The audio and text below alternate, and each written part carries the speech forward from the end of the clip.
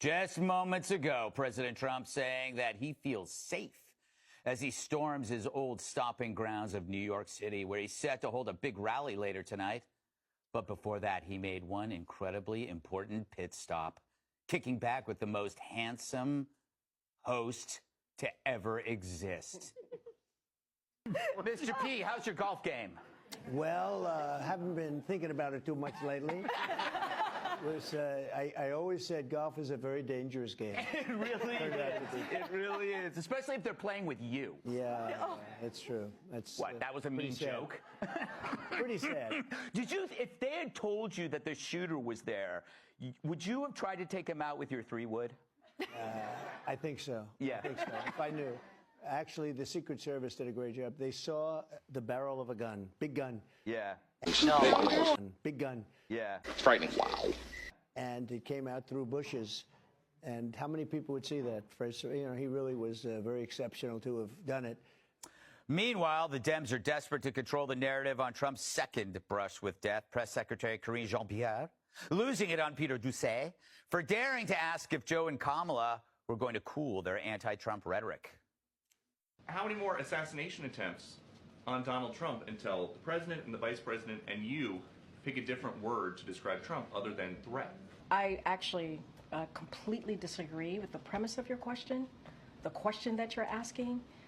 It is also incredibly dangerous in the way that you're asking it.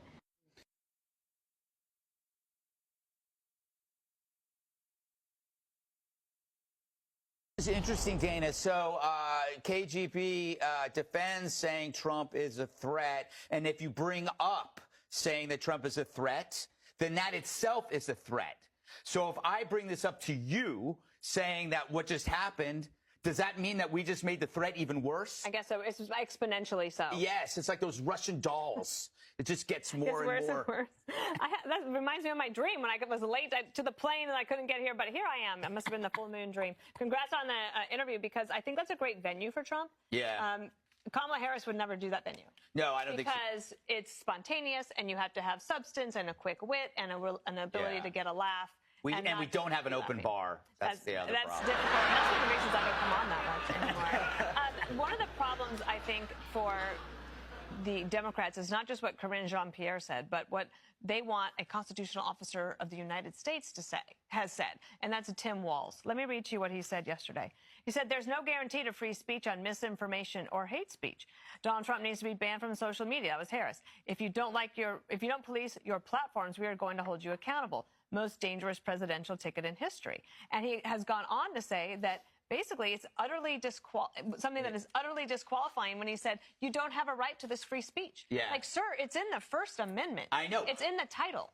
It's crazy. It's crazy, Jesse, because they always say it's going to be Trump or the Republicans that are going to take away our rights. And right there, he just took away your right to speech. Well, I mean, I don't want Doocy asking questions either. That guy is annoying. Everybody knows that. I thought Trump was great on your show because he actually listened. You don't usually see him stop and let other people talk. And I can't wait to see it tonight at 10 o'clock. And I'm just saying that. I'm not really going to watch. No, of course not. But I know it looked good. He looked relaxed. And then all of a sudden he leaves and he goes down to the Lower East Side to a Bitcoin dive bar. Yeah. And so that's why he's such a threat. It's not about a threat to democracy. He's a threat because he's a revolutionary. He's taken this Democratic Party, and now the unions, the Teamsters, aren't even endorsing because the entire union body wants Trump. He is blowing through this blue wall that is a complete threat to the Democratic hierarchy. He's closing the border. That's a threat to all of these people that want new voters and all the corporations that want this cheap labor. And then he's realigning all of our alliances and all of our trade deals and scrambling the entire world. And to a lot of people, that's scary. Change is scary. He's ushering in radical change, and it's like fight or flight. So that's why he's a threat. He's a threat to them. He's a threat to them emotionally because he doesn't speak in their coded language. And they're jealous of him because they wish they could be as blunt as he is. Interesting. You know, Judge, the guy in the middle makes a good point. They keep saying it's a threat to democracy, but you had Joe Biden and Kamala Harris call Trump after the second attempt and to see if he was all right. Now, would you call a threat to democracy to see if they were all right, or somebody who's an existential threat. It makes me think that maybe they don't mean it when they call them those names. You know, they are so dug into having to convince America that Donald Trump is a threat to democracy that they can't even answer a question about whether calling him a threat to democracy is in fact instigating the people on the outer edge who are ready to act on the so-called threat to democracy. It's like me saying to you, you have a gun. Is that a gun? And you say to me, that's a dangerous question. But you have a gun. Yeah. And that's the way they are. I mean, it's about politics over people. It's about power over people. And the realignment of the parties, the fact that the Republicans are holding more weight with the Teamsters is really an example of what's going on in America. He speaks to Americans. He speaks to the things and the issues we're concerned about. He speaks in a very clear language. He speaks a lot. He's on his way to Uniondale, I think, tonight.